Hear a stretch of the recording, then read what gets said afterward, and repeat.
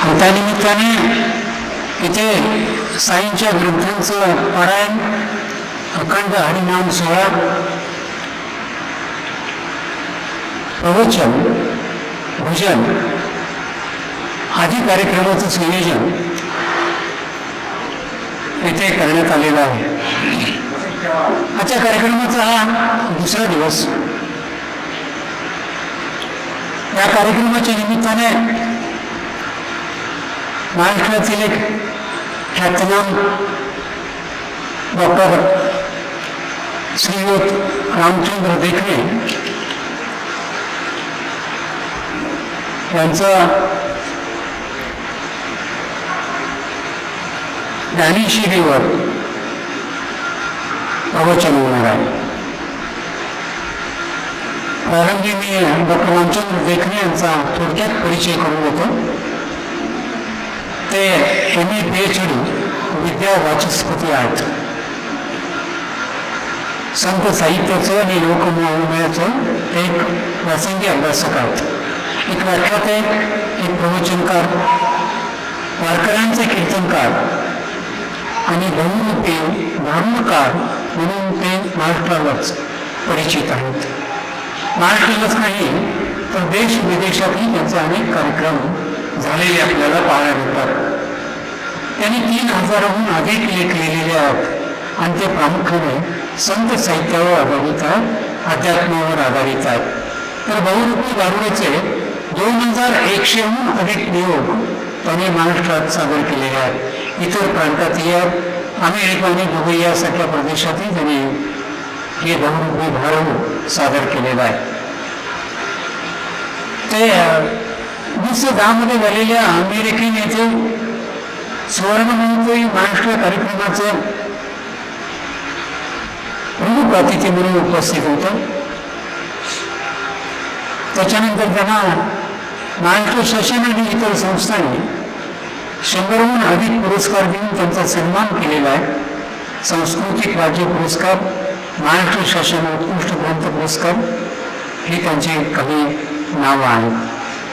अखिल भारतीय तिसरे मराठी लोककला संमेलनाचे ते अध्यक्ष होते. 2008मध्ये जे पिंपरी चिंचवड येथे झालेले होते. 24व्या विभागीय साहित्य संमेलनाचे ते अध्यक्ष आणि इंदूर येथे 100व्या अधिवेशनाचे ते अध्यक्ष होते. मराठी वाङ्मय परिषदेचे बडोदा येथे झालेले 68वे साहित्य संमेलन त्याचे ते अध्यक्ष होते. विशेष इथे उच्च विद्याभूषित होते आहेत आणि पिंपरी चिंचवडमध्ये 34 वर्ष श्रेणीतील प्रथम श्रेणीतील ते अधिकारी म्हणून कार्यरत होते. सन 1914 साली ते निवृत्त झाले. विशेष इथे निष्णात वारकरी आहेत. संत विचार प्रबोधिनी ही त्यांची दिंडी घेऊन गेली अनेक वर्ष सातत्याने पंढरीची पायी वारी करतात. विशेष की त्यांनी वर्तमानपत्रातून केलेले लेखन हे अप्रतिम आहे. ते अनेकांच्या घरोघरी पोचलं आणि विशेष म्हणजे महाराष्ट्राला एक संत साहित्याचा एक अभ्यासक मिळाला. आज आम्ही धन्य आहोत कारण असा एक संत साहित्याचा एक अभ्यासक पुण्याहून इथे येतो आहे. नुकतंच त्यांचा एक छोटंसं ऑपरेशन झालं आहे तरी पण महाराजांची आज्ञा म्हणून ते इथे आलेत.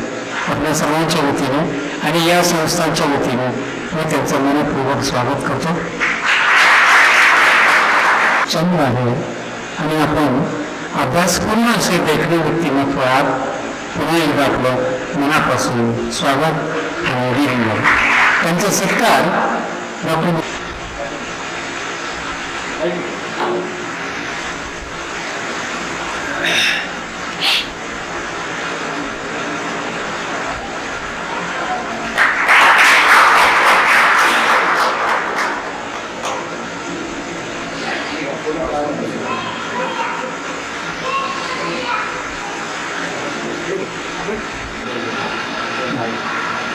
त्यांचे जे सहकारी आहेत अभय त्यांचा सत्कार उद्या करण्यात येणार आहे.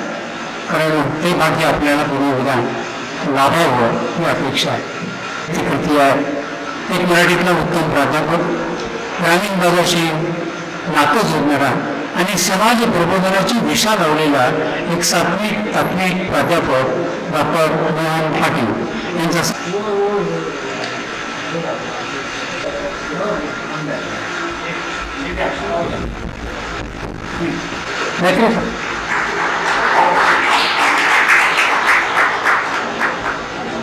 पालकर विश्व शांती केंद्र शांतता केंद्राचे ते एक आधारस्तंभ दोन्ही काळबोरेचे त्यांनी केलं.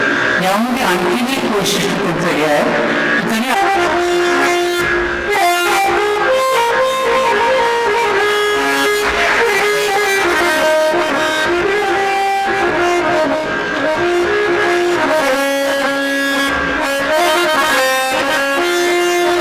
आणि ते मांडत राहावं अशा एक त्याचं नाव आहे श्रीमती प्रभावती पांडुरंग शिकले.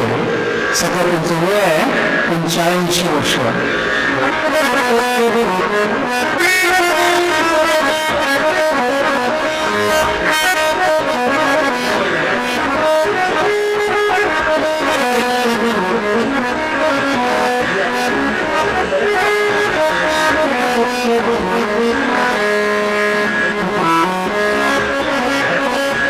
तारुण्यापासून हे काम जोपासलेलं आहे आणि समाजाला एक प्रकारची दिशा देण्याचं काम केलं आहे. ज्या सेवा दलातून प्रामुख्याने राष्ट्राचं प्रेम गुणलिंगित करता येतं, विकसित करता येतं, अशा या सदाशिवराव मंडळींचा सत्कार इथे प्रमुख प्रवचनकार डॉक्टर रामचंद्र देखणे यांनी करावा अशी मी त्यांना विनंती करतो.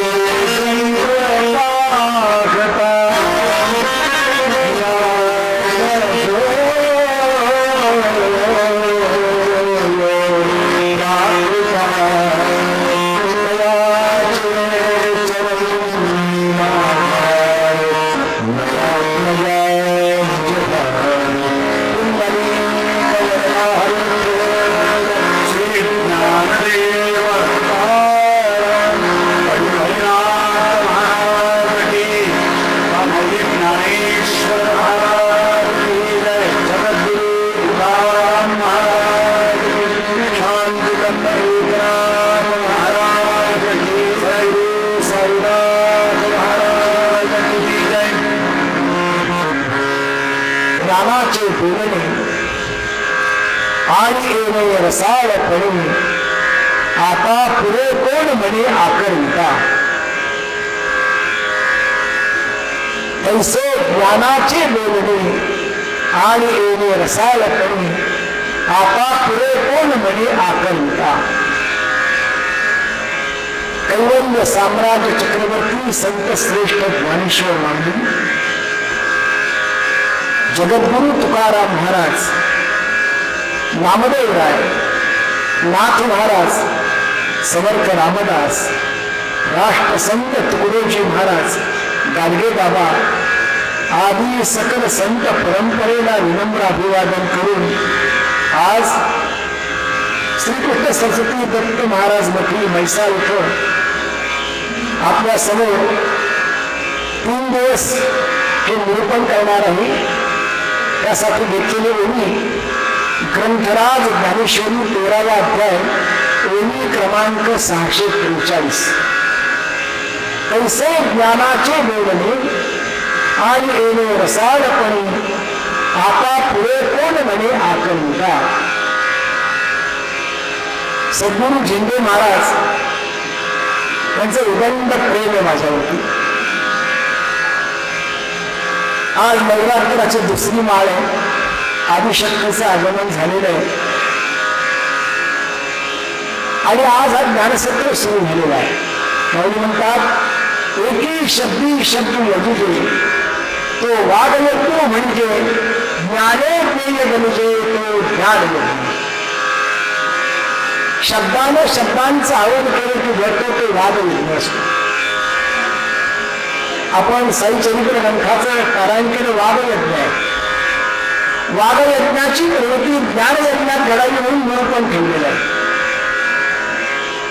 शब्दाने शब्दांचं आवड केल्याने घडतो तो वादयज्ञ आहे, पण वादयज्ञाची प्रवृत्ती ज्ञानयज्ञात घडावी. ज्ञानयज्ञ म्हणजे काय? ज्ञाने ज्ञेय गणिजे तो ज्ञानयज्ञ. तो एक ज्ञाता आहे. खूप आवडतो. सर्वात प्रथम मला पुण्यातली माणसं एकदा एखाद्या वक्त्याला बोलवलं की नंतर पुन्हा कधी त्याला बोलवत नसतात. पुणेकरांचं खास वैशिष्ट्य आहे. पुण्यातली माणसं सहजासहजी कुणाला काही सांगत नसतात. परवा पुण्यामधून एक अंत्ययात्रा चालली होती, मोठी अंत्ययात्रा होती, प्रचंड गर्दी होती. मराठवाड्यात एक गुजरा माणूस खांद्यावर पिशवी टाकली आणि बघत आलो, बापरे म्हणजे केवढी मोठी अंत्ययात्रा आहे, कोणतरी मोठा माणूस गेलेला दिसतोय. म्हणून विचारावं कोण गेले, म्हणून त्या अंत्ययात्रेमध्ये सहभागी झाला. विचारलं कोण गेले, काय अवघड आहे का, पटकन सांगायचं अमुक अमुक गेला. पण पटकन सांगितलं तो पुणेकर कसला, कोण गेले, कोण गेले अंत्ययात्रेत.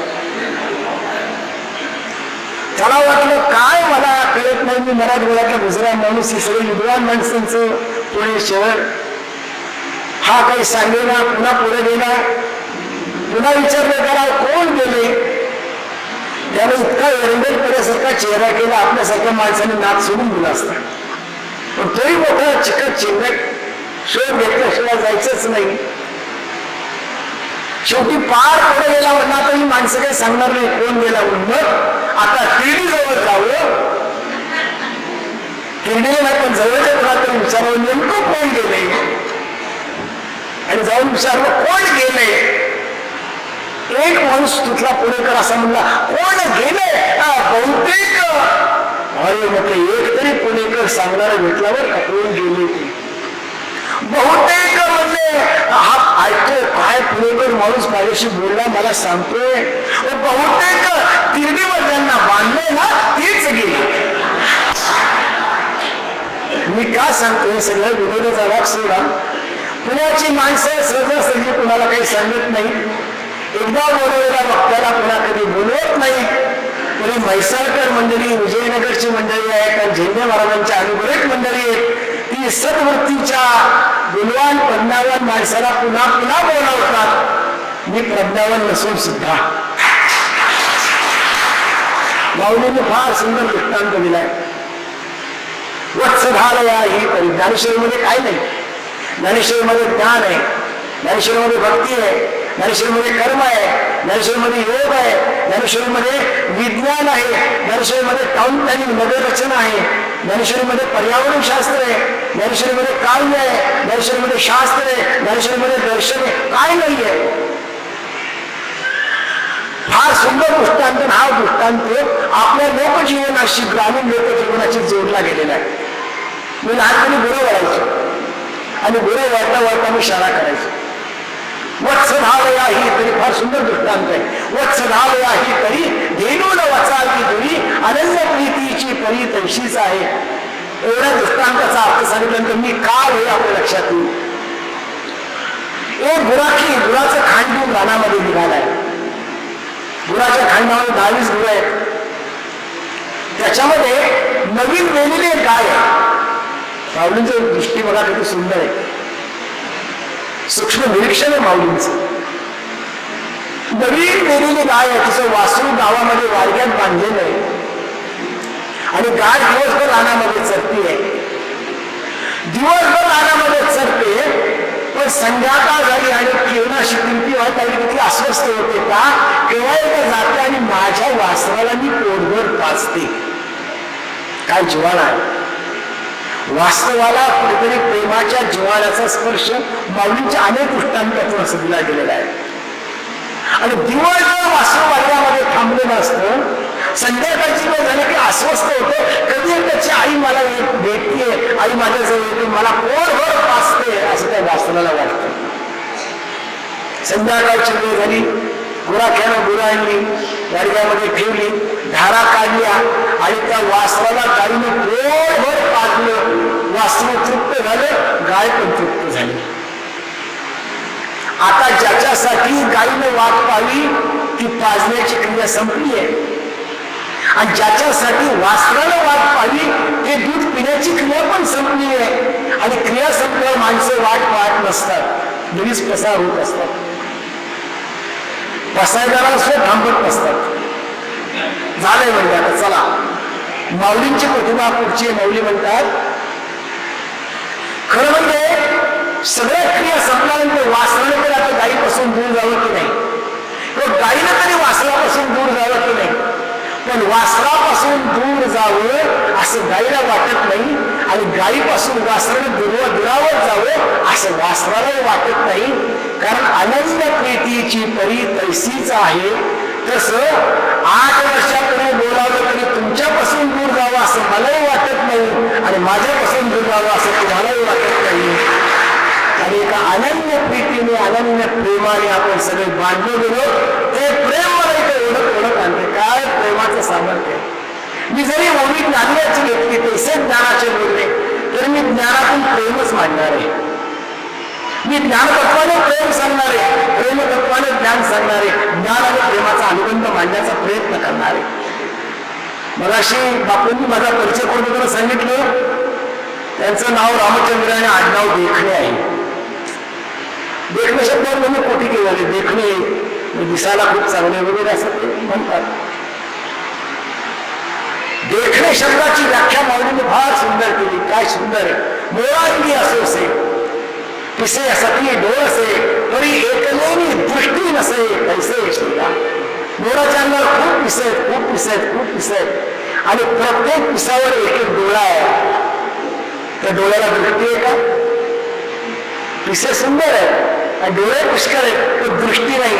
ज्या डोळ्यांना दृष्टी असते ती माणसं खरी देखणी असतात तुमच्यासारखी. मी फक्त आडनावाचं देखणे. देखणे पण काय असावं. ऐसे ज्ञानाचे बोलणे आणि सारेपणे आपा पुढे कोण म्हणे आकर्षिता.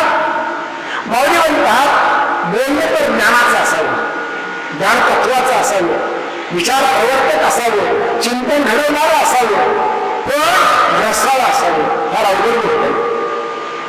आमच्याकडे आमच्या प्राध्यापकांची क्षमा मागून सांगतो. आमच्याकडे मराठी भाषा अतिशय दुर्बळ जर कोणी केली असेल तर ते प्राध्यापकांनी. क्षमा करा, पण तसंच आहे. इतकी अवघड केली दुसरी पंडितांनी, प्रचंड अवघड केली. आणि संतांनी काय सोपी केली. सालेबुद्दींचा वाङ्मय वाचा, विनोबांचं वाङ्मय वाचा. मला लक्षात काय मराठी भाषा आहे. सालेबुद्दींचं फार सुंदर पुस्तक आहे भारतीय संस्कृती, जगले संस्कृती. सालेबुद्दींची संस्कृती कोण जगेल. आणि त्या पुस्तकाच्या प्रस्तावनेमध्ये लिहिले भारतीय संस्कृती कशी आहे. सूर्यासारखी तेजस्वी आहे, गंगेसारखी पवित्र आहे, सागरासारखी अथांग आहे, आकाशासारखी उत्तुंग आहे. आणि एवढ्या मोठ्या विशाल संस्कृतीवर मी ज्ञानाने काय लिहिणार असं सालेबुद्दी प्रस्तावनेत म्हणतात. मी जरी ज्ञानाने लिहू शकलो नसलो तरी प्रेमाने लिहिणार आहे. कारण ही संस्कृती मला ज्ञानापेक्षा प्रेमाने जवळ करत असते. तसे 3 दिवस मी ज्ञानतत्वावर नाही बोलणार असलो तरी ज्ञानतत्वापेक्षा मी प्रेमावर बोलणार आहे. आणि ते प्रेमाचं अनेक रूप, विविधांगी रूप भक्तीच्या माध्यमातून माऊलींनी कशी मांडावी, संतांनी कशी मांडावी हे मुद्दाम सांगण्याचा प्रयत्न करणार आहे. प्रेमाचं मूल्य काही वेगळंच आहे. गोपींनी भगवंतावर अतिशय प्रेम केलं, संतांनी जनावर प्रेम केलं, देवावर प्रेम केलं, कुणी कुणावर विश्वावर प्रेम करते. माऊलींनी वैश्विकतेची कल्पना दिली. कबीरजी प्रयाग तीर्थावर उभे होते. संत कबीर, मोठं आकर्षण. कबीर कबीर कबीर कबीर. हातामध्ये फुललेला शेला होता. कुणीकडे तो शेला विकत घेते का म्हणून कबीर ते एक शेला घेऊन उभे होते. अरे प्रयाग तीर्थावर अनेक मंडळी चाललेली होती. जाता जाता ती मंडळी म्हणतात कबीर, कबीरजी, संत कबीर, संत कबीरजी, संत कबीर, हे पहा संत कबीर. हे कबीरजींनी ऐकलं आणि कबीरजीने त्याला उत्तर दिलं, कबीर कबीर क्या कहे, कबीर कबीर क्या कहे जा जमुना के तीर, कबीर कबीर क्या कहे जा जमुना के तीर, एक एक गोपी के प्रेम से बह गए कोटि कबीर. अरे कबीर कबीर काय म्हणताय. त्या जमुनेच्या तीरावर जा, एकेका गोपीच्या प्रेमामध्ये कोटी कोटी कबीर वाहून जातील. हजार ज्ञानवंत अनेक भगवंताचा प्रिय भक्त सारखे असतात. म्हणून ज्ञानाचं बोलणं प्रेमाच्या अंगाने सांगण्यासाठी मी निरूपण करण्यासाठी आलेलो आहे. आणि सगळ्यांची कृपा महाराजांनी उभं केलेले सगळं वैभव महाराजांनी पुष्कळ पाहिले. पण इतका साधा असलेला गाडगेबाबांसारखा समाजाभिमुख असणारा आणि लोकसेवेमध्ये परमात्मा शोधणारा महाराज मी खरोखरीच पाहिला नाही. कोण घडवलं? मी फार नास्तिक होतो, मी देवाला मानत नव्हतो, पण असं घडलं. मी महाराजांकडे आलो, ते दर्शन घेतलं, तो एक प्रसंग घडला आणि तो वाटेवर आला. प्रसंग माणसाचं मन घडवतो, व्यासंग माणसाची बुद्धी घडवतो. प्रसंग माणसाचं मन घडवतो, व्यासंग माणसाची बुद्धी घडवतो, पण सत्संग माणसाचं जीवनच घडवतो. आणि अखंड सत्संग जायम दियो हरति सिंचति वाचि सत्यम मानोन्नतिं दिशति पाकमपाकरोति चित्तं प्रसादयति भिक्षुतनोति कीर्तिं सत्संगति कथयति न करोति पुंसाम. भरतोरी नावाचा फार मोठा महाकवी होऊन गेला. भरतोची 3 शतके, नीती शतक आहे, शृंगार शतक आहे, वैराग्य शतक आहे. काय सत्संग तुम्ही आम्हाला बोलले? जागम देव भारत सिंचती वाच सत्यम. आमच्या मनातला जडपणा घालून टाकते, वाणीला सत्यता आणते, काही विषयात आमची कीर्ती पसरवते. सत्संग आम्हाला काय देऊ शकत नाही. अरे एखाद्या व्यवहाराच्या वाटेवर सुद्धा कुणावर तरी आपण विश्वास ठेवायचा असतो, तो संघ सुद्धा आपल्याला टाळून देत असतो. तर सत्संगाची परिणती काय व्हावी? नुकतंच मी पंढरपूरच्या वारीला आलेलो आहे. ज्या आजींचा सत्कार झाला, माझं भाग्य की माझ्या आई बरोबर त्यांनी पंढरपूरची वारी केली आहे. आणि एक 6 महिन्यापूर्वी माझ्या आईने देह ठेवला. मला सत्कार करताना माझ्या आईचं वंदन करावं, असं तुला वंदन करतो असं मला वारंवार वाटत होतं. ते एका मातृवंदनाने मी गुरुपराला सुरुवात करतो. मी खूप चांगला योग मला आणून दिला की एका मातुश्रीचा सत्कार माझ्या असतो. बाबा आनंद तेथीचा मुकया शिवाचा बहिरे ऐकती काने आंधळ्याशी डोळे पांगुळ्याशी पाय तुका म्हणे वृद्ध होती परणे नाचत नाचत नाचत नाचत नाचत जाई पंढरी विठ्ठल रखुमाई पाहू रे. काय आनंद असेल माणसाला. अरे जो आनंद योगाला समाधीचा, तो आनंद वारकऱ्याला वारीमध्ये नाचायचा, स्वतःला भगवान दिसायचो. थोडी मोठी माणसं या प्रवाहामध्ये येत असतात. मी त्याच्यावरती बोलणार आहे पुढे एक दिवशी कधीतरी. वारीच्या वाटेवरचा आनंद काही वेगळा आहे. आनंद तेथीचा मुकया शिवाचा बहिरे ऐकती काने आंधळ्याशी डोळे. आंधळ्या माणसांना दृष्टी प्राप्त होते, ते दिव्य दृष्टीतून वाटचाल करतात. पांगळी माणसं नाचायला लागतात, वृद्ध माणसं तरुण होतात, आनंदाचा सोला उभा राहतो. जीवनाला पूर्व दिशेकडे घेऊन जाणारा, उन्नतेकडे घेऊन जाणारा सुंदरसा प्रवाह महाराष्ट्राला मिळाला या वारीच्या युगामध्ये. आपण वाटचाल करतो. हा सुंदर दृष्टांत आहे. सत्संगती मी सांगतोय. खरं म्हणजे सत्संगती घडल्याशिवाय ग्रंथाचा अर्थ मिळू शकत नाही. केवळ तत्वज्ञानाच्या अभ्यासाने, केवळ साहित्यशास्त्राच्या अभ्यासाने, केवळ भाषाशास्त्राच्या अनुसंधानाने ग्रंथाची कल्पना आणि अर्थ उलगडता येत नाही. ग्रंथ अनुभवण्याची प्रक्रिया असते. सत्संगाशिवाय होऊ शकत नाही. म्हणून अनेक डॉक्टरेट झालेल्या माणसाला ज्ञानेश्वरीचा अर्थ कळत नाही, पण न कळणाऱ्या न शिकलेल्या माझ्या आजीला ज्ञानेश्वरीचा अर्थ कळतो. ती सांगते ज्ञानेश्वरी कशी आहे. वाचावी ज्ञानेश्वरी वाचावी वाचावी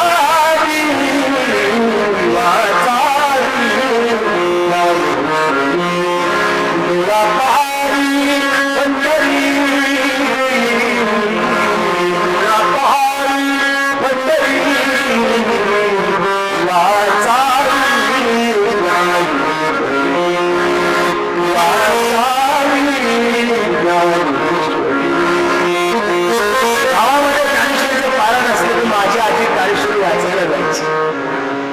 आजी माझी माझं आता 63-64. माझी आजी किती जुनी, ती कधी शाळेत गेलेली नव्हती, लिहिता वाचता येत नसायचं, पण काय सुंदर आजी नावाचं विद्यापीठ उभं राहायचं. ती इतकी बहुश्रुत होती. महाराज इंग्रजीमध्ये ज्याला लर्नर म्हणतात ना, त्याला मराठीमध्ये बहुश्रुत असं म्हणतात. आणि माणूस बहुश्रुत झाल्याशिवाय त्याला अनुभूतीजन्य ज्ञान मिळू शकत नाही. आमची ज्ञानेश्वरी गावात सुरू झाली, पारायण त्याला वेळ लागायचं. काय ज्ञानेश्वरी, मग तिची तयारी लगबग सुरू व्हायची.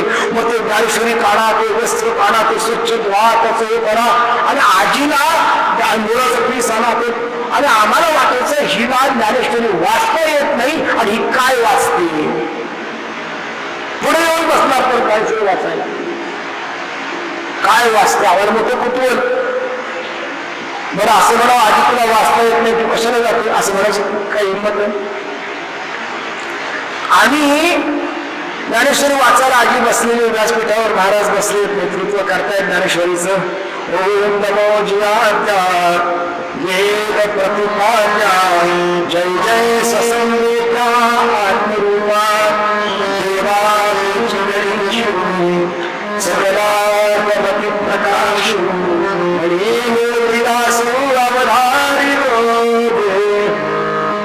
आणि मोराचं पीस घेऊन महाराजांच्या बरोबर आमची आजी वाचते. वेद प्रतिपाद्या जय जय ससंवेद्या आत्मरूपा देवा सकला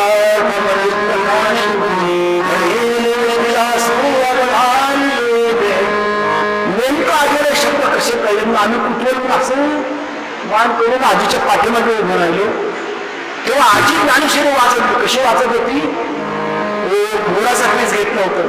प्रत्येक शब्द ओळीच्या प्रत्येक शब्दावरती तीच ठेवत होती मोराच्या पीसला तो. कशी वाचत होती. ओम नमो जियाद्या वेद प्रतिपाद्या जय जय ससंवेद्या आत्मरूपा विठ्ठल विठ्ठल विठ्ठल विठ्ठल विठ्ठल विठ्ठल विठ्ठल विठ्ठल विठ्ठल विठ्ठल विठ्ठल विठ्ठल विठ्ठल विठ्ठल विठ्ठल विठ्ठल विठ्ठल विठ्ठल. अगं आजी काय का म्हणजे ज्ञानेश्वरीमध्ये. अरे ज्ञानेश्वरीमध्ये सगळं विठ्ठलच आहे. PhD येऊन मला कळलं नाही. अनुभूती लागते.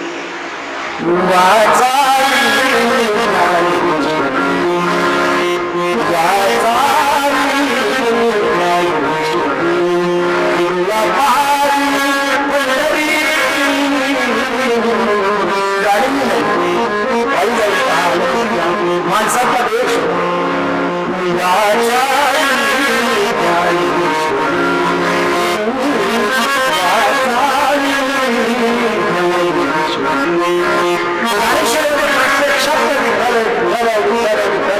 ज्ञानेश्वरी भगवंताची वाङ्मय मूर्ती आहे. माझी आजी नशीब मला सांगत होती आणि मी त्यात कुठे विठ्ठल शोधत होतो. ज्याला ज्ञानेश्वरीमध्ये विठ्ठल शोधता येत नाही त्याला जगात कसला विठ्ठल मिळणार. वारीच्या अनुभूती घ्यायची, प्रेमाची अनुभूती घ्यायची. त्या गावातली सुंदर गोष्ट आहे. फार सुंदर दृष्टांत खरं निरूपण म्हणजे काय. सिद्धांत, दृष्टांत आणि प्रमाण याचे एकत्रित म्हणून निरूपण आहे. एखादा सिद्धांत मांडावा, त्या सिद्धांतासाठी दृष्टांत द्यावा आणि सिद्धांत आणि दृष्टांत पटवण्यासाठी एक छानपैकी प्रमाण सांगावं आणि रंगत रंगत रंगत रंगत ते कीर्तन असं श्रोत्यांच्या आणि भक्तांच्या मध्ये अद्वयानंदाची अनुभूती निर्माण करत करत आविष्कृत व्हावं. दृष्टांत आहे, दृष्टांत दिलाच पाहिजे. गावामध्ये एक सावकार आहे. त्या गावामध्ये त्याने ठरवलं आपण व्यापार करूया. या छोट्या गावामध्ये व्यापार काही होईना म्हणून त्याने काय ठरवलं, एक 100 रुपये बरोबर घ्यावे आणि तालुक्याच्याकडे एक मोठे नगर असणाऱ्या गावामध्ये जावं आणि आपला छानपैकी व्यवसाय सुरू करावा. म्हणून 100 रुपये जुन्या काळची गोष्ट आहे बरं का सगळी. मला बरं हे वाटतं की दृष्टांत सगळे जुन्याच काळचे का, अलीकडच्या काळातले का नाहीत. त्याचं कारण नैतिकतेने जीवन देणारी प्रणालीच फक्त त्या काळात होती. आज संवाद हरवत चाललाय. नैतिकता कुठे गेली काही सांगता येत नाहीये. वर्तमानपत्राची पानं उघडल्यानंतर आणि टीव्हीचं कुठल्याही चॅनल बातम्यांचं वेळ 15 मिनिटांमध्ये 50 बातम्या, त्यातल्या 48 बातम्या ह्या बलात्काराच्या, खुनाच्या, रक्त सांडणाऱ्याच असतात. आणि या माणसांच्या भावना इतक्या बोथट झाल्या. कालच मी एका साहित्य सणाचं उद्घाटन केलं. साहित्य हे भावरूप असावं, अभावरूप नसावं. रोज रक्त पाहतो, रोज रक्त पाहतो, काय भावना येणार आहे? निचर आला ते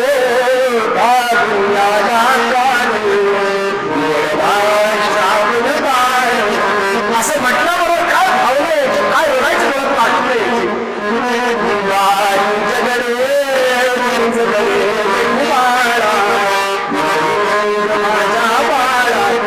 बाण गेला तरी अश्रू येतात. आता रक्तपात झाला तरी माणसाच्या भावनाच गोठत होत आहेत.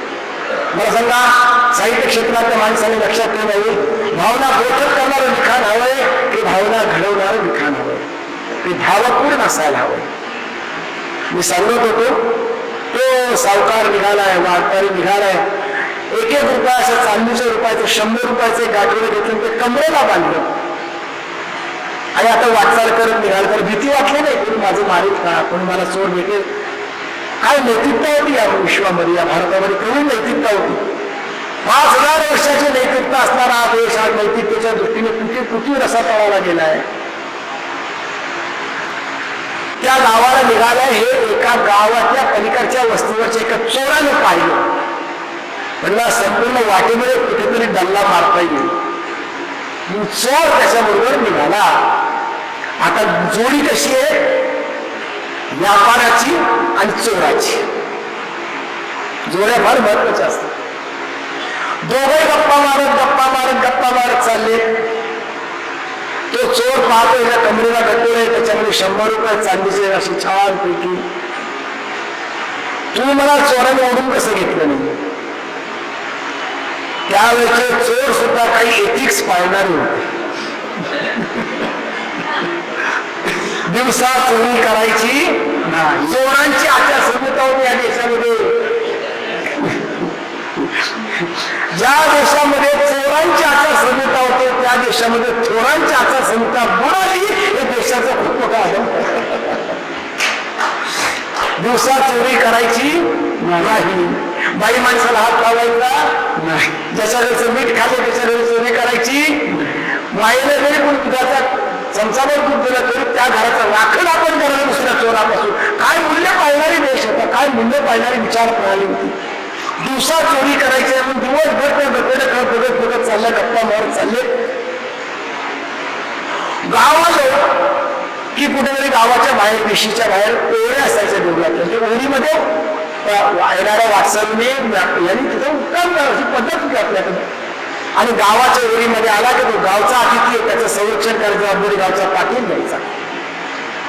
विशाल त्याच्यावरती काय हल्ला होईल.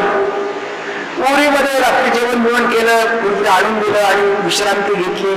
शेजारी तो चोर झोपला, हा झोपला. चोराने ठरवलं दिवसा चोरी करायचं, रात्री करायची म्हणून रात्री काय केलं, रात्री त्याचे जे पैसे कुठे ठेवले म्हणून चोर शोध घेतोय. उशाखाली बघतोय, पायथ्याखाली बघतोय, इकडे बघतोय, तिकडे बघतोय, त्याचा पडशीत बघतोय, कुठे बघतोय, कुठेच गाठवलं दिसेना. कुठे ठेवले याचा विचार करत करत चोर रात्रभर जागा राहिला आणि हा व्यापारी शांतपणे झोपला. सकाळ झाल्याबरोबर त्याला जाग आली, शांत झोप झाली. उठला, अंघोळ बिंघोळ केली. म्हणलं अरे मित्रा, त्या चोराला म्हणतो पुढच्या गावाला जायचंय. आता ते रात्रभर लागले तर पहाटे दुखली होती. ते नेमकं असं आणि म्हणजे उठ जायचं. हो आलो. आता चोर निघाला, हे दोघेही निघाले, चालायला लागले. चोर बघतो त्याच्या कमरेला बघतो. मी रात्रभर शोध होतो, हेच बघलो ठेवलं कुठं. पुन्हा दुसऱ्या दिवसाचा मुक्काम आला. रात्री परत दोघं झोपले. चोराने रात्रभर जागा करून जागरण करून पाहिलं कुठे पैसे ठेवले. उशापाशी पाहिलं, पायथ्यापाशी पाहिलं, पळशीत पाहिलं, बिस्तरात पाहिलं, सगळीकडे पाहिलं. रात्रभर कुठे ठेवले असतील या चिंतेने चोर रात्रभर जागा राहिला आणि व्यापारी शांत झोपला. कथेतलं रूपक समजावून घ्या. प्रत्येक कथेला सुंदरसं रूपक असतं. श्रावणामध्ये आपली आजी कहाण्या सांगायची. 7 उत्तराची कहाणी, 5 उत्तरी सुफळ संपूर्ण. कुठे गेले त्या कहाण्या मला तिथल्या. खोलवर दुधाची कहाणी होती, काय सुंदर कहाणी आहे. राजा गवंडी उत्तम सांगतो, सगळ्यांनी देवाचा गाभारा दुधाने करायचा. वासराच्या तोंडचं दूध पळवलं जातं, पोराच्या तोंडचं दूध पळवलं जातं. कावळी दूध एवढ्याच्या गाभारामध्ये आणून घातलं तर गाभारा काही भरत नाही. आजीने ऐकलं असतं म्हातारीनं. आजी सगळेजण देवळात घेऊन चालले तू येते का नाही, धाम जरा म्हणजे माझं सगळं काम होत मग आली. काय करते आजी, वासराला भरपूर दूध पाजते, पोरा सोराला भरपूर दूध पाजते, लेकी सोनाला नाऊ घाऊ घालते, सगळे काम ओळखते आणि वाटीभर म्हणजे खुलभर दूध घेऊन देवाकडे येते. राजाचे दूध म्हणतात, काय आजीबाई, कावडीने कावडी दूध घातलं तरी गाभारा भरला नाही, तुझ्या खुलभर दूधानं काय भरणार, बघ म्हणजे बाबा भरतोय का. आईजीनं खुलभर दुधाची वाटी त्या गाभारात होती आणि गाभारा भरून गेला. विचारलं कसा भरला, अरे सगळ्यांच्या तोंडचं पडवलं आणि देवाला व्हायला देव कधीच प्रसन्न होत नाही. सगळ्यांची चुकी असेल तर देव प्रसन्न. काय सुंदर कथा, काय सुंदर काय आहे. इथं ज्ञान नाही, इथं प्रेम आहे. तैसे ज्ञानाचे बोलणे आणि रसाळपण आता पुढे पूर्णमणी आदरणीवा. ही 60 उत्तराची कहाणी 5 उत्तरी सुफळ संपूर्ण. काय सुंदर कथा होते, काय सुंदर वृत्तांत होते. तेव्हा मी पुढच्या कथेत सांगतोय, रूपक समजून घ्यायचं, रूपक महत्वाचं आहे. पुन्हा रात्रभर तो जागा आहे, पुन्हा दिवसभर पुन्हा कंटाळ्याला मोठ्याची मोठं गोठं दिसतोय. हा म्हणतोय असं करत करत 5वा 6वा दिवस झाला आणि दुपारची वेळ होती, संध्याकाळी यायचा जो वेळ होता आणि तो व्यापारी तर चोराला म्हणतो, मित्रा माझं गाव आलं. मग आता म्हणले मला निरोप घ्यायचा आहे तुझा. 7 दिवस तुझा मोठा सत्संग मला लाभला. तू मनात म्हणतो मी चोर, माझा सत्संग. ते म्हणले ते बाकीचं जाऊ द्या, पण एक मला विचारायचंय की तुमच्या कमरेला गटूळ असायचं, दिवसा दिसायचं, रात्री कुठे जायचं. ते म्हणले मित्रा तुझ्यासारखा सुरक्षित मतदारसंघ असताना इकडे तर जाईलच कसा. अरे म्हणले रात्री तू झोपला की मी गटोळा काढत तुझ्या उशाखाली ठेवायचो, तुला इकडे बघत राहायचा. माझ्या उशापाशी बघ, माझ्या कशीपाशी बघ, माझ्या बघ. मी रात्रभर शांत झोपायचो आणि तू त्या पैशाच्या चिंतेने रात्रभर जागा राहायचा. मला सांग, तुझा एवढा सत्संग मला घडला म्हणून मला माझं गाव वाटता आलं. सज्जन हो, चोरावर विश्वास ठेवून जर सत्संग घडला असं त्याला वाटत असेल आणि त्यातून गाव जर लाभ मिळत असेल, तर खऱ्या संतांवर विश्वास ठेवून जर वाटचाल केली तर आपलं बीजधाम आपल्याला का मिळणार नाही. पुलियाही ताजवासे जागृता, आपुलियाही ताजवासे जागृता, आपुलियाही ताजवासे जागृता.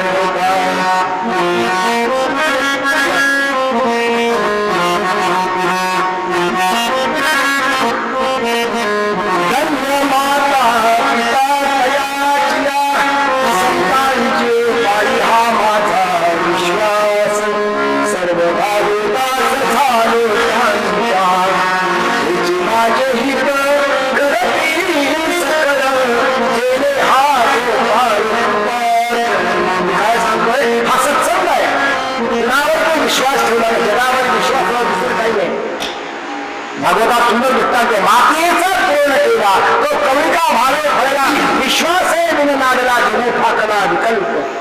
एकलव्याने मातीचा द्रोणाचार्य केला आणि त्यात गुरुभाव निर्माण करून गुरुवर विश्वास केला, श्रद्धा ठेवली, त्याचं काय फळ मिळालं महाभारत लक्षात. तो हा एक मोठा सत्संग आहे आणि अशा सत्संगाच्या निमित्तानं मला आपल्यासाठी मी बोलतोय. हे बोलणं आहे कैसे ज्ञानाचे बोलणे.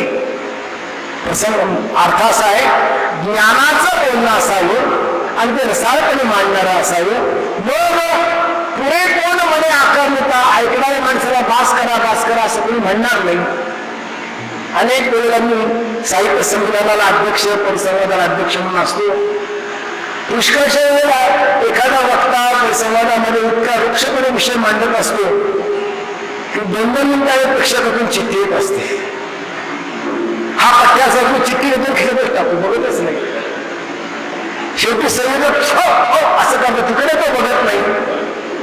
शेवटी निम्मा उठून जातो तरी हा बघत नाही. आणि नंतर लक्षात आलं आपलं भाषण म्हणजे तुम्हीच राहिले नाही, तरी याला कळत नाही. आका म्हणे आकर्णिका, माऊलींची ज्ञानेश्वरी रसाळपणे ऐकायला तुम्ही म्हणेल का भास करावा आता, म्हणेल तुम्ही असं. कारण ते बोलणं तर ज्ञानाचं होतं, रसाळ बोलावं कसं, वाचे बरवे कवित्व असं बोलावं. साचा निभवाय नितुलया नितसाय शब्द वैसे करुणोड अंगाय. साच बोलावं, खरं बोलावं, नितुल बोलावं, रसाळ बोलावं. आता जे साच बोलावं, खरं बोलावं. खरं मी शास्त्रकार सांगतो, सत्यम बोलूया प्रियम बोलूया. सत्य बोला आणि प्रिय बोला. सत्य हे बोलणं बरोबर, सत्य बोललं जातं, पण सत्य प्रिय असतं का? असतं असं नाही. आणि प्रिय जे असतं ते सत्य असतं का? असतं असं नाही. पुष्कळच्या सत्य असतं, ते वास्तववादी असतं, पण ते प्रिय असू शकत नाही. असेल किंवा नसेल. आणि प्रिय जे असतं ते वा छान आहे, पण सत्य नसतं. मी जर पुण्यात गेल्याने म्हणलो म्हैसाळला माझी 3 दिवस प्रवचन होती, जवळजवळ 50,000 लोक येत होती.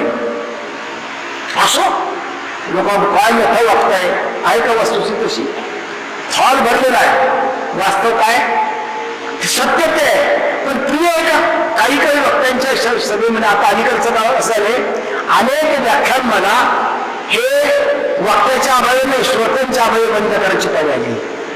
श्रोतेच नाही. मग सत्य जे असतं ते प्रिय असं नाही, आणि प्रिय जे असतं ते सत्य असेल असं नाही. दुसरी गोष्ट अशी आहे, सत्यम बोलूयात प्रियम बोलूयात. कसं गंमत अशी आहे की जे सत्य असतं ते आवडतं असं नाही. उत्तम वचनी सत्यम वचू, ऋत बोलावं आणि सत्यही बोलावं. कालच म्हणजे मला कळलंय, सत्य बोलावं, सत्य बोलावं. शास्त्रकार सांगतात सत्य बोलावं. कैसे ज्ञानाचे बोलणे, ज्ञानाचं बोलणं सत्यच आहे, कारण ज्ञान सत्य आहे. ज्ञानाचं लक्षण सांगताना शास्त्रकार सांगतात ब्रह्म आणि ज्ञान कसं आहे, सत्यम ज्ञानम अनंतम ब्रह्म. ब्रह्म हे सत्य आहे, ब्रह्म हे ज्ञानरूप आहे, ब्रह्म हे अनंत आहे, अनंत हे सत्य आहे, सत्य हे ज्ञानरूप आहे. मग ज्ञान हे सत्यच आहे, ज्ञान असत्य असू शकत नाही. मग सत्य ज्ञान सुद्धा रसाळतेने मांडलं तर मी सांगत होतो कसं बोलतात. काही वेळेला बोलणं असं असतं, रूप असतं, सत्य असतं, पण ते आपल्याला रुचत असं नाही. सत्य बोलणं अप्रिय असू शकतं. व कसं बोलावं, सत्य बोललं पाहिजे. ऋत शब्द वेगळा आहे. ऋत म्हणजे सत्य आणि सत्य म्हणजे ऋत. ऋत शब्दांमध्ये सत्यामध्ये फरक आहे. ऋतम वचनी सत्यम वचनी. गंमत अशी आहे, असा छान उसाचा असा मोठा चौकोनी उसा, इकडे शेते तिकडे शेते, एक मोठा पार आणि त्या पारावरती एक माणूस बसलेला आहे आणि पाठीमागून एक गाय धावत येते. तोंडामधून फेस आलेला आहे, घाबरलेले अवस्थेमध्ये, आणि पळत त्या उसाच्या शेतामध्ये निघून जाते आतमध्ये. आणि पाठीमागून एक माणूस सुरा घेऊन येतो, गायच्या मागे धावलेला आहे, धावत येतो. त्या पारावर एक माणूस बसलेला आहे, त्यांनी काय कीर्तन ऐकली. कीर्तन करायला सांगितलं नेहमी सत्य बोलावं. तो विचारतो काय रे, इथलं गाई गेली का? आता विचार करतोय सत्य जर बोलावं, शास्त्र सांगते सत्य बोलावं, पण सत्य जर बोलावं तर गाईचा प्राण जाईल, आणि सत्य न बोलावं तर शास्त्र सांगते सत्य बोला, असत्य बोलायचा पाप लागेल. आता काय करावं नेमकं? शास्त्रकार मला सांगा आपण काय करू? खरं बोलू, गाईचा प्राण येतो, खरं बोलू. ज्या ठिकाणी कल्याणकारक गोष्ट असेल त्यावेळेला असत्य सुद्धा सत्य होतं, त्याला सुरुत्व असं म्हणतात. कल्याणाचा विचार कर, सत्य जाऊ त्या बाजूला. म्हणून रसाळतेने शास्त्र मांडावं आणि कल्याणकारी भूमिकेतून सत्य शोधावं. ऐसे ज्ञानाचे बोलणे आणि रसाळपणी आता पुरे रमणे आकरिता. मराठी म्हणावं थोडं ज्ञानावर विवेचन करूया, अधिक नाही सखोल सांगा. आपल्याला 2 प्रकारच्या त्रिपुटी आहेत. ज्ञान ज्ञाता ध्येय, ध्यान ध्याता ध्येय. अवघड काही असं सोपं आहे. एक ज्ञाता असतो, मगाशी मगाशी मी म्हणालो, ज्ञान असतं आणि ज्ञेय असतं. ज्ञाता काय करतो? ज्ञाता म्हणजे जाणणारा, ज्ञानी वेगळा, ज्ञाता वेगळा. ज्ञाता म्हणजे जाणणारा आणि ज्ञानी म्हणजे जाणलेला. फार फरक काय? ज्ञाता म्हणजे जाणणारा आणि ज्ञानी म्हणजे जाणलेला, जाणल्यानंतरची प्रक्रिया ती ज्ञानी आहे. ज्ञाता काय करतो? ज्ञानाच्या माध्यमातून ज्ञाता ज्ञेयाला जाणतो. जाणल्यानंतर काय होतं? ज्ञाताही संपतो आणि ज्ञेयही संपतो.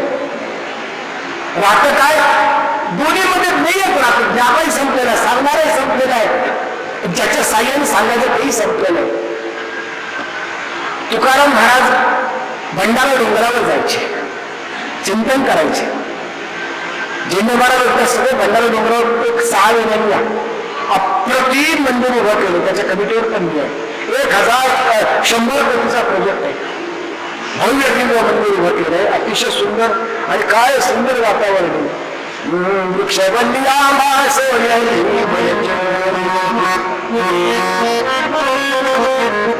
वृक्षवल्ली आंबा सोयली सुस्वरे आळवी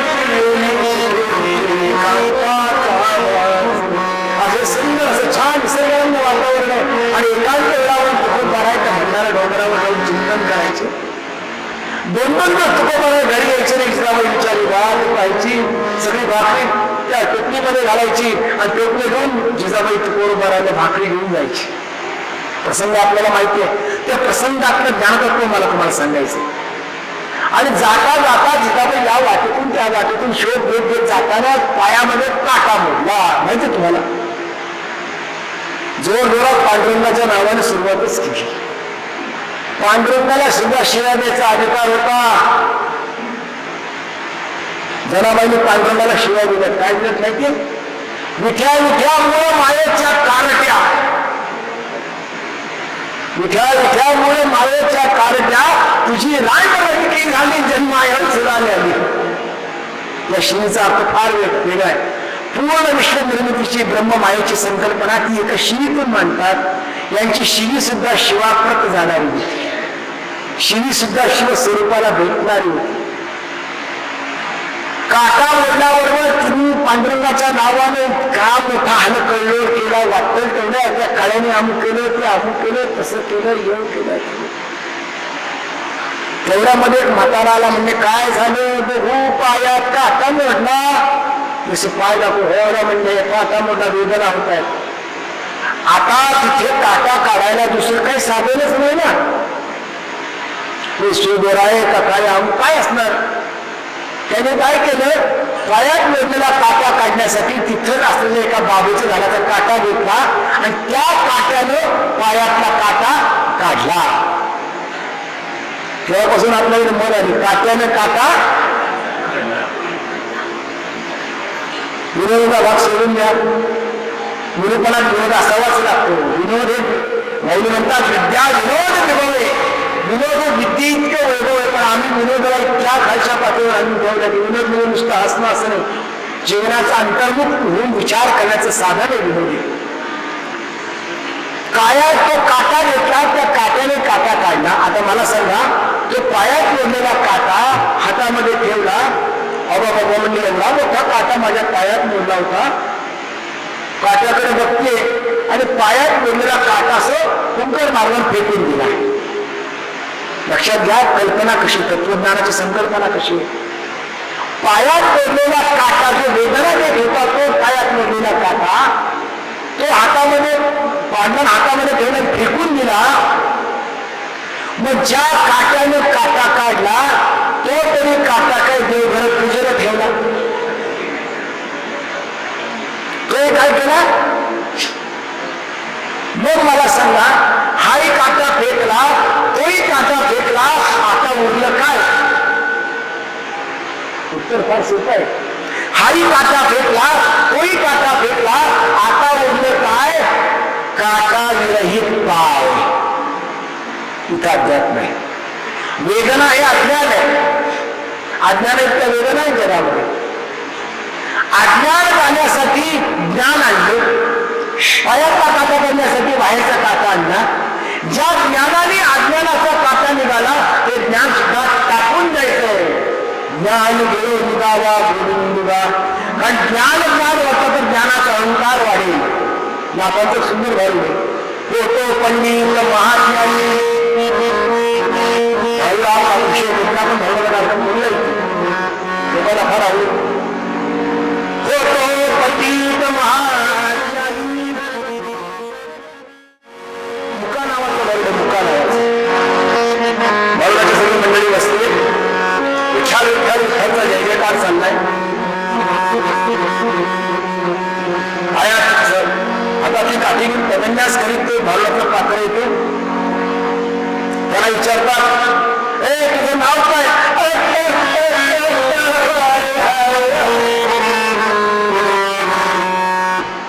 तुझं नाव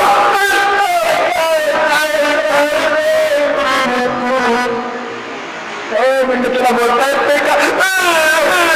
अगोदर नाही सांगायचं. ही झाली भारूडाची संपादनी. अरे नाथांनी काय सुंदर केले. वाघ्या अंबई भराडी गोंधळी कोराती फकीर मानवा गडोशी पांगळा पुण्या आंधळा भैरा सामान्यांच्या मुखातून वेदांत मांडावा. काय बोलणार मी तुमच्याशी बोलणार या दोन किती सांगणार मी. आणि मग हा मुका आहे. आणि मग तो म्हणतो हा कोणी मुका असला तरी हा बोलतोय. सांगा तो मुका कशा निघाला. आणि ते बोलायला लागतो. होतो पंडित महाज्ञानी होतो पंडित महाज्ञानी दशग्रंथी शास्त्र पुराणी चारी वेद मुखोटमवाणी गर्वामध्ये झाली सर्व हानी. झालो वाचारी झालो वाचारी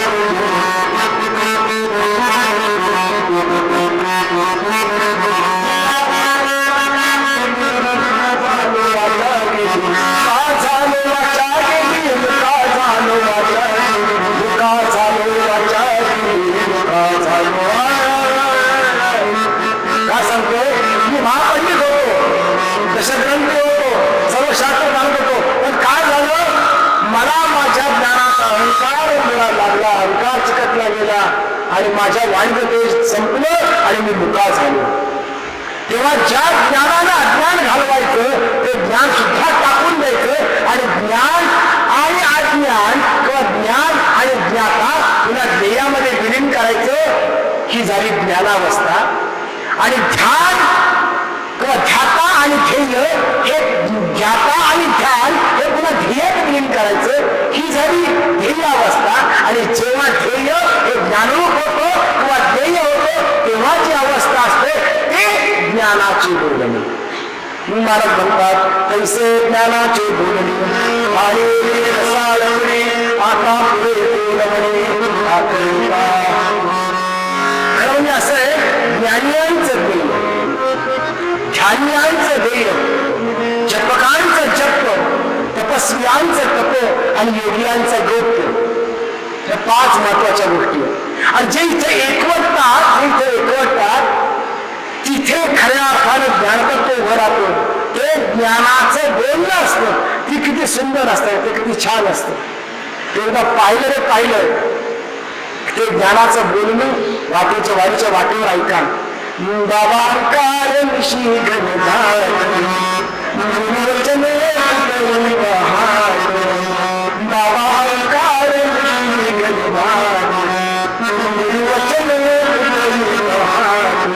वारकरी चालू. आता वारकरी भरावर पण सिनेमाचं चालू आहे. बाबा अंकार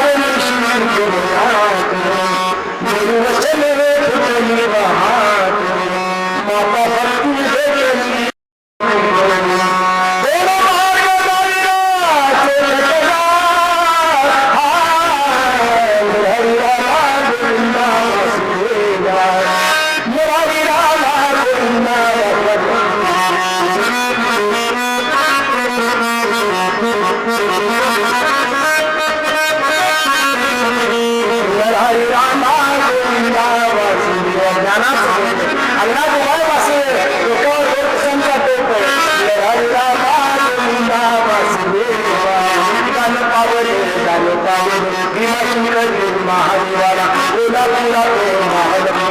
पंढरपुरात गाणं पावले झाले पावले आळंदी मध्ये झालं देवाला देहूगावात तुकारामाला पैठण मध्ये गेले नाथाला सज्जन गली रामदासाला गाणं पावलं गाणं पावलं गाणं पावलं गाणं पावलं ज्ञानाचं बोलणं आता कुठे ज्ञान आहे खूप वृक्ष भाषा वापरली परोक्ष ज्ञान आणि अपरोक्ष ज्ञान अपरोक्ष ज्ञानावृत्तीतून जेव्हा परोक्षावृत्तीची अनुभूती जन्म हे ज्ञानाचं बोलणं झालं का सांगणारा कळत नाही ऐकणारा तर काहीच कळत नाही जो अनुभूती जन परिणिताकडे येणार आहे म्हणून मला म्हणायचंय की हे जे ज्ञान आहे जे प्रेमाने सांगितलं जातं प्रेमाने जेव्हा ज्ञान करतो मांडलं जातं तेव्हा ज्ञानाचं बोलणं रसाळ होतं आपण आज नवरात्राच्या महोत्सवात बसलोय मुद्दाम एक नवरात्राच्या संदर्भामध्ये मला काही गोष्टी सांगायची विज्ञान कसं आहे ज्ञान कसं आहे आज दुसरी माळ आपल्याकडे ज्या ज्या वेळेला आसुरी शक्ती आणि दैवी शक्ती यांचा युद्ध होतो त्या प्रत्येक वेळा त्या युद्धाची स्मृती म्हणून नवरात्र साजरी केली जातात शाकंभरीचं नवरात्र आहे पांडुरंगाचं नवरात्र वेगवेगळे हे महालक्ष्मीचे नवरात्र आहे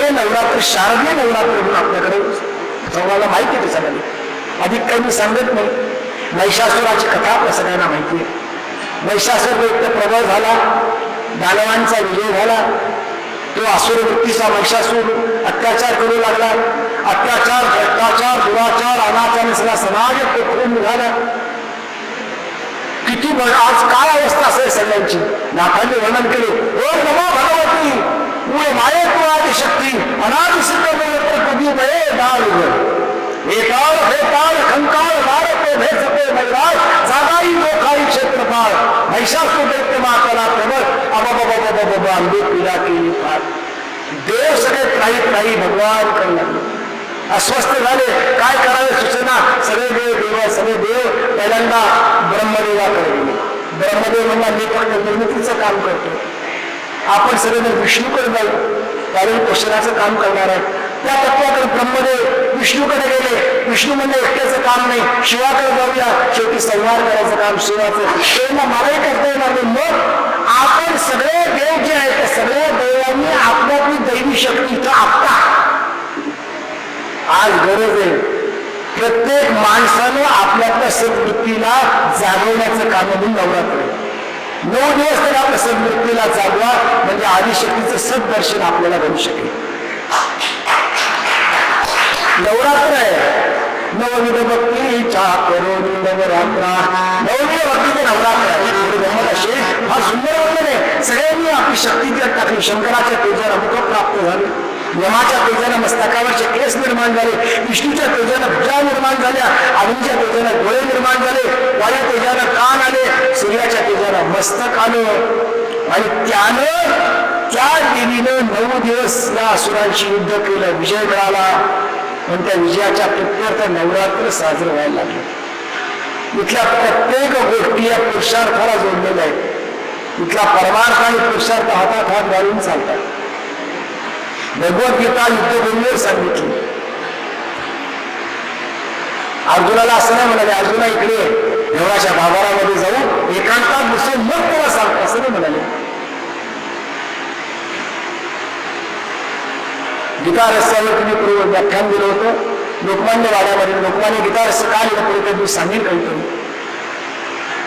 का द्यावं खरं म्हणजे हरवलेला कर्मयोग हाच योग आम्ही येत होता कथिले फडके वार्ता होत आहे दिवसांची आज हरवलेला कर्मयोग पुन्हा निर्माण होणं गरजेचं आहे आज हिंदुस्थानचं चित्र पहा शिक्षक शिक्षकाचं काम करत नाही प्राध्यापक प्राध्यापकाचं काम करत नाही मेलेचे सोडून तर डॉक्टर काय करतात पुण्यात हे मी रोज अनुभवतो आपल्याबद्दल नाही बोलत प्रत्येक आपलं कर्म सोडून देतोय कोणी उभं करायचंय कर्माचं परमात्मा आहे विषयांतर करत नाही देवीचे 3 रूप आहेत देवीचं सौम्य रूप आहे देवीचा रौद्र रूप आहे आणि देवीचा अतिरौद्र रूप आहे खरं म्हणजे दुर्गा उमाची सौम्य रूप आहे काली चामुंडा गोड रूप आहे खरं सांगू का वैकुंठामध्ये ती महालक्ष्मी आहे गोलोकामध्ये ती राधिका आहे शिवलोकात ती पार्वती आहे आणि ब्रह्मलोकात तीच सरस्वती आहे देवीचं केवळ सुंदर रूप आहे देवीचे 3 रूप लक्षात घ्या ती महालक्ष्मी आहे ती महाकाली आहे ती महासरस्वती आहे. महालक्ष्मी हे तिचं संपत्ती बल आहे. महाकाली हे शरीर बल आहे आणि महासरस्वती हे तिचं ज्ञान बल आहे. ज्यावेळेला संपत्ती, शरीर आणि बुद्धिमत्ता हे एकरूप होतात तेव्हा जी देवता उभी राहते तीच राष्ट्रदेवता असते. तिला आवाहन करायचं काम नवरात्र करायचं असते. अधिक काही मी सांगत नाही. पण या सगळ्यामध्ये गंमत होती मला मुद्दाम सांगायची. विज्ञान आणि अध्यात्माची किती जांभळ आपल्या तत्ववेत्यांनी केली होती. मुद्दाम नवरात्राचा विषय म्हणून सांगतो. नवरात्रामध्ये घट बसतात. काल घट बसते बरोबर आहे. आज दुसरी माळ आपण घातली, काल पहिली माळ घातली. घट बसायचं म्हणजे काय करतो आपली आई सांगते बाळा घट घेऊन ये, परडी घेऊन ये. अरे परडी तुमच्याकडे? त्या परडीमध्ये काय करतो आपण? माती टाकतो. त्या मातीमध्ये घट बसवतो. नंतर रोज त्याला एक एक माळ घालतो. दिवा तेवत असतो. दिवा कधी उजवला जात नाही. दिवा अखंडपणे तेवत असतो. नवव्या दिवशी तो धान्य उगवून येतो. आपण टोपीवर ताबुतामध्ये घालतो आणि मिरवतो. सगळ्यांना छानपैकी आपल्याचं पान देऊन सोनं देऊन निघतो. मला कळत नाही देवीचा उत्सव आणि शेतीचं हे उगवण काय काय संबंध याचा. जेव्हा बारकाईने शोध होता लक्षात आलं त्यात फार मोठं विज्ञान आहे. ज्या पहिलीमध्ये माती टाकतात की नाही, माती बारकाईने लक्षात किती बारकाईने जी माती पहिलीमध्ये ठेवतात त्याला वावरी असं म्हणतात. बरोबर आहे. वावरी वावरी म्हणजे बाजारात मिळणारी माती नाही, आपल्या शेतातली माती, आपल्या वावरातली माती तिला वावरी असं म्हणतात. आपल्या शेतातली माती आणायची, ती पडीमध्ये ठेवायची, त्याला 9 रेघा ओढायच्या. त्या एकेका रेघेवर आपल्या शिवारात जे धान्य येतं त्याची पिकं टाकायची. म्हणजे पहिल्या रेघेवर गहू टाकला, दुसऱ्या रेघेवर हुलगा टाकला, तिसऱ्या रेघेवर मूग टाकला, चौथ्या रेघेवर अमूक टाकलो. अशा 9 रेघांवर 9 धान्य टाकायची. मध्ये घट ठेवायचा, घटामध्ये पाणी टाकायचं. ठिबक पद्धतीने ते पाणी त्या पिकाला मिळतं. त्या पडीतल्या मातीला दिवा ठेवत असतो. तो दिवा गरम असल्यामुळे हवा शुद्ध होऊन बाहेर जाते. अशुद्ध हवा निघून जाते, शुद्ध हवा आत येते. आणि शुद्ध हवेच्या वातावरणामध्ये 9व्या दिवशी या 9 रेघांपैकी कोणचं पीक टवकारून येत आहे ते पीक यावर्षी आपल्या शेतात घ्यायचं हे समजणारी ही एक प्रयोगशाळा आहे. आणि मोठी प्रयोगशाळा, घराघरातली प्रयोगशाळा, आपल्या प्रयोगशाळा जाता येत नाही, घरात प्रयोगशाळा निर्माण केली. म्हणून प्रत्येक आपल्याकडच्या प्रत्येक गोष्टींच्या निमित्तानं किंवा प्रत्येकाच्या निमित्तानं आपण ज्या वेळेला एखादा उत्सव साजरा करतो त्या पाठीमध्ये कुठेतरी वैज्ञानिक दृष्टी असते. पण दुर्दैवाने सांगणारे कोण नाही. आणि ज्यांनी सांगितलं त्यांनी कधी असं बारकाईने सांगितलं नाही. प्रत्येकाची होती. म्हणून पैसे ज्ञानाचे बोलणी आणि रसाळपणे आता पुढे पूर्णपणे ओबामा हे अमेरिकेचे राष्ट्राध्यक्ष भारताच्या भेटीवर आले होते. त्यांचे भारताच्या पार्लमेंटमध्ये भाषण झालं.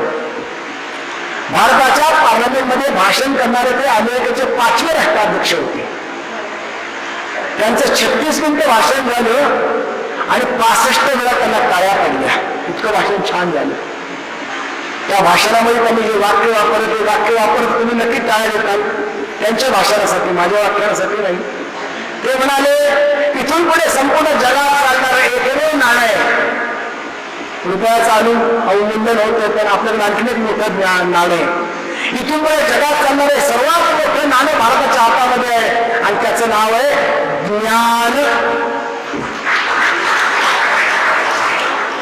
न च रायं न च राजहानं न च भ्रातृभाजा न च भारतानि यरेपते वर्धत एव नित्यं विद्याधनं सर्वधनप्रदानं. हे ज्ञान विद्येच्या माध्यमातून आपण घेतो. न च रायं म्हणजे तुम्हाला पूर्वी 4-5 पदव्या तुमच्या नावापुढे होत्या, आता 3च राहिल्या. तुम्हाला नाही कळलं काय? आमच्या घरात चोरी झाली, मग चोराने 2 पदव्या नेल्या. तुम्ही कसं कधी न चोराय नाही चोर करू शकत. न च राजाय राजा नाही हरवू शकत. न च भ्रातृ म्हणलं तुम्हाला 4 पदव्या 2च राहिल्या. तुम्हाला नाही कळलं. आमच्या भावाची वाटणी झाली. निम्मी वावर त्याला गेली, निम्मी वावर मला आली. 2-4 पदव्या 2 पदव्या त्याला गेले, 2 पदव्या मला. असं होईल का? नाही याच्या भात माझ्या वाकत वाकत झालं का विद्येचं ज्ञानाचं वजन झालं असं होईल का कधी? जितकं ज्ञानाचं ज्ञान तितकं माणूस पाठ म्हणजे अभिमानी नाही, ज्ञानाने उंचाव असतं, ज्ञानाने शुद्ध असावं. मग नचोर हार्यम नच राजहार्यम नच भ्रातृवाजा नच बालकारी जये कुठे वर्गत एव नित्यम. अरे दिनं ते जगातलं दिनं ते संपतं. 100 रुपये घेऊन गेले 50 रुपयाच्या वस्तूमध्ये 50च राहतात, आणखी 25 ते 25 राहतात. हाती असतो काहीच घरी असतो सगळं संपलेलं असतं. मग चुकलं की 100 रुपयेच म्हणलं 1000ची नोट पाहिजे होती. आता बाजारात गेलं तर 1000च्या नोटाशिवाय काहीच येत नाही. 500 तर कुठे येतात कोणाकडे, 1000ची निघायची अजून. पण इथं असं दिनाने वाढतं, दिनकी वाढतं. हे कुठे उत्तम ज्ञानाची अवस्था आहे. ज्ञानेश्वरी ही एकीकडे ज्ञानतत्वाला उभी करते, ज्ञान सुद्धा रसायने सांगते.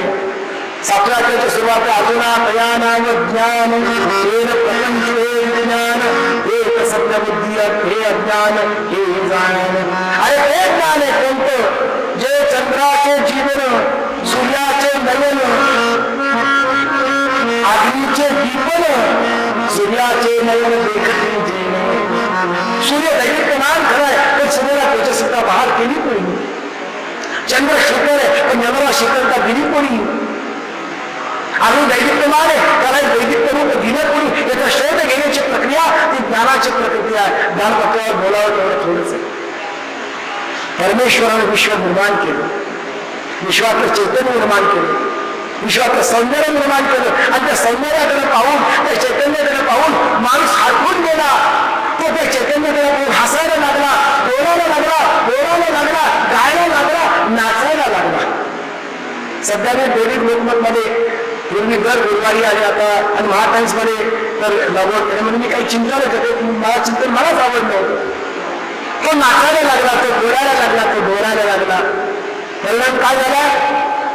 त्या विश्व चैतन्याकडे पाहून त्या सौंदर्याकडे पाहून जो बोलायला लागला तो कवी झाला, जो डोलायला लागला तो संगीतकार झाला, जो त्या विश्व चैतन्याला छंद्याने हाताला तो सुंदर रूप द्यायला लागला, रूपाला रूप द्यायला लागला तो छान मूर्तिकार झाला, जो त्याला कुंचल्याने चितारू लागला तो सुंदर चित्रकार झाला, जो त्याचा शोध घेऊ लागला तो शास्त्रज्ञ झाला आणि जो चिंतन करू लागला तो तत्वज्ञ झाला. शेवटी विश्व चैतन्याचा शोध घेण्याची प्रक्रिया आहे ते ज्ञान. अर्जुना तया नाव ज्ञान कैसे ज्ञानाचे हे ज्ञान आहे. आणि रसाल तया नाव ज्ञान जे अग्नीचे जीवन सूर्याचे नयन देखते ज्ञान आहे. दुसरं ध्यान आहे. ध्यान म्हणजे आपल्या ध्येयाच्या ठिकाणी आपलं मन स्थिरावलं हे ध्यान आहे. आणि माणसं ध्यान फार सुंदर प्रक्रिया. इंद्रिया सहित मन जेव्हा एकवटलं की ध्यान उभं राहतो आणि हे ध्यान असं असतं की ते ध्यानाचे 3 प्रकार. सगुण ध्यान आहे, निर्गुण ध्यान आहे आणि रयस्थ ध्यान. ध्यानाचे 3 प्रकार शास्त्रीय मंडळी करत नाही. ज्ञानाचे 2 प्रकार लागते. महाकवींवर मी खूप संशोधन केलं. महाकाव्य मी दर रविवारी महाकवींवर लिहितो. त्याच्यामध्ये कालिदास होता, भोगवती होता, भास होता, भर्तृहरी होता, इथपासून हास्य होता, अश्वघोष होता. सगळ्या महाकवींची परंपरा भारताला केवढी मोठी मिळाली. एक फार सुंदर माणसं किती साधी असतात आणि केवळ ज्ञानपत्र बोलून जातात. फार सुंदर प्रसंग आहे. माघ नावाचा कवी शिशुपाल वध नावाचं महाकाव्य लिहिलं. संस्कृतीचं सुंदर महाकाव्य आहे. आणि भोज नावाचा राजा होतो. अतिशय कलाप्रेमी राजा आहे, गुणग्राही राजा आहे, कलावंतांचा प्रतिभावंतांचा अतिशय कौतुक करणारा राजा आहे. एक दिवस माघ आणि भोज राजा अरण्यातून चाललेले आहेत. वसंताचं आगमन झालेलं आहे. वसंत होतोय, अरण्य फुलवून निघालेलं आहे. वनश्री सगळीकडे डोकावतोय. ऋतुपतींचे द्वार वनश्री निरंतर उलगे प्रभार लावण्यसी. सुंदर असं आल्हादकारक वातावरण. राजा अतिशय आनंदित आहे आणि मधून मधून तो माघाला म्हणतो तुझी कविता वाचून दाखव, तुझी कविता वाचून दाखव, तुझी कविता वाचून दाखव. आणि माघ आपलं काव्य वाचतोय. राजा त्या वनश्रीकडे पाहतोय, आनंदित होतोय, पुन्हा कविता वाचतोय, पुन्हा आनंदित होतोय. आणि माघाला असं वाटतं राजाला वसंतापेक्षा माझ्या कवितेमुळे अधिक आनंद मिळाला आहे. वसंतापेक्षा माझी कविता राजाला खूप जवळची वाटते. राजा माझी कविता ऐकतो आणि अशा वेळेला वसंत ऋतू असून का दो मोठे मोठे असे पावसाचे टप्पे पडतात, वीज कडायला लागते आणि जोरात पाऊस पडायला लागतो. आता काय करावं म्हणून राजा शोधतोय इथे कुठे जागा आहे का बघायला. आडोशाला म्हणून पाहतात त्या अरण्यामध्ये, इतकं निबिड अरण्य आहे, त्या अरण्यामध्ये त्याला एक झोपडी दिसते. हा म्हणजे अरण्यात सुद्धा झोपडी आहे आणि त्या झोपडीच्या दारापाशी जातात.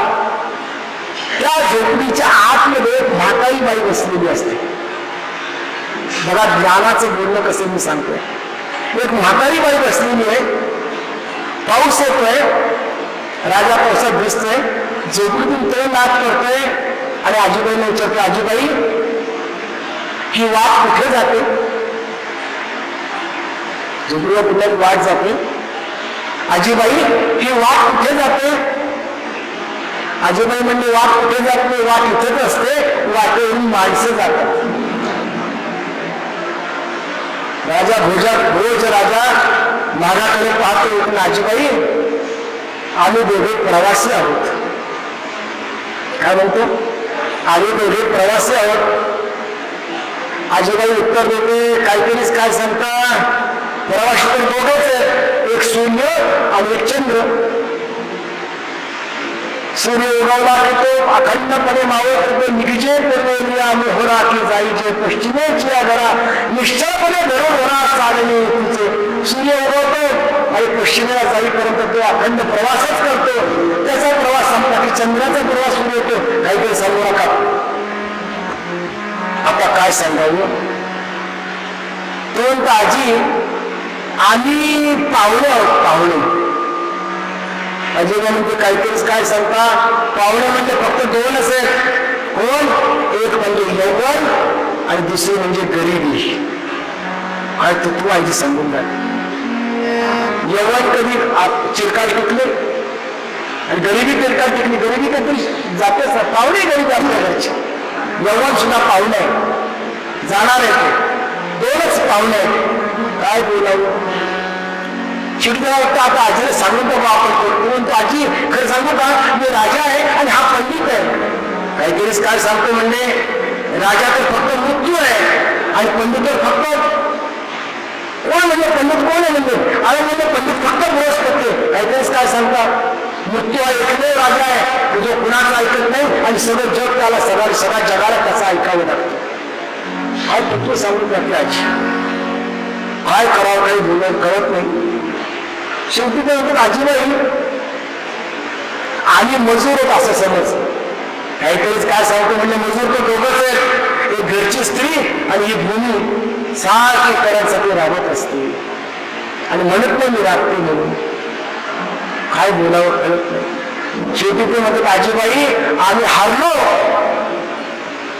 आजीबाई म्हणजे काहीतरीच काय बोलतात. हारणारे तर दोघंच आहेत म्हणजे कोण, एक कर्जदार आणि दुसरा मुलीचा बाप. आजीचं हे वाक्चातुर्य आणि बुद्धिमत्ता पाहून, हे ज्ञानदर्शन पाहून रोज राजा मागाकडे पाहतो आणि मागाच्या लक्षात येतं ज्ञानवंत म्हणणे मिळवतोय, पण माझं बोलणं ज्ञानाचं नाहीये, ज्ञानाचं बोलणं आईचं आहे, आजीचं आहे. ऐसे ज्ञानाचे बोलणे पांडित्य नाही पण शहाणपणे, शास्त्र नाही पण वास्तव आहे आणि सांगणं नाही प्रबोधन आहे. हे ज्या ठिकाणी असतं त्या ठिकाणी कैसे ज्ञानाचे बोलणे आणि रसाळपणे आता पुरे बोलणे आकर्मिका कुंडलिक वरदा श्री ज्ञानदेव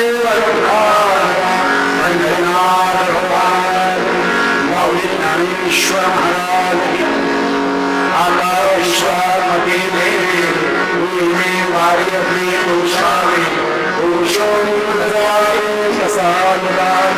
जे कलांची अंकटी सांगो कला सत्कर्मी परस्परे करू जीवांचे दुर्गांचे विश्वस्वर्ण सूर्य भाव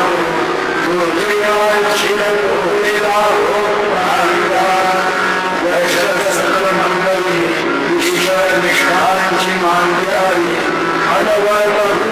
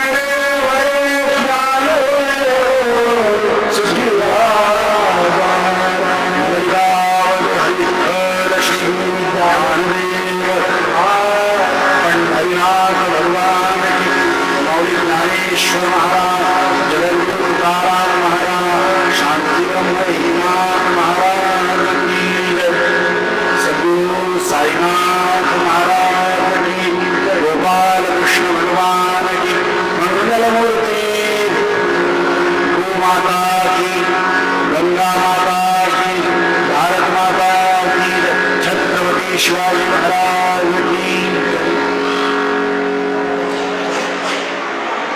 प्रसादाचं आयोजन करण्यात आलेलं आहे. कृपया सर्वांनी महाप्रसादाचा आस्वाद घ्यावा. आणि त्यानंतर श्री मंजुषा पाटील पुणे यांच्या श्रीपंत महाराज बळेजुगुरी यांच्या भजनाचा कार्यक्रम 9:30 वाजता होता. त्याचाही आस्वाद घ्यावा.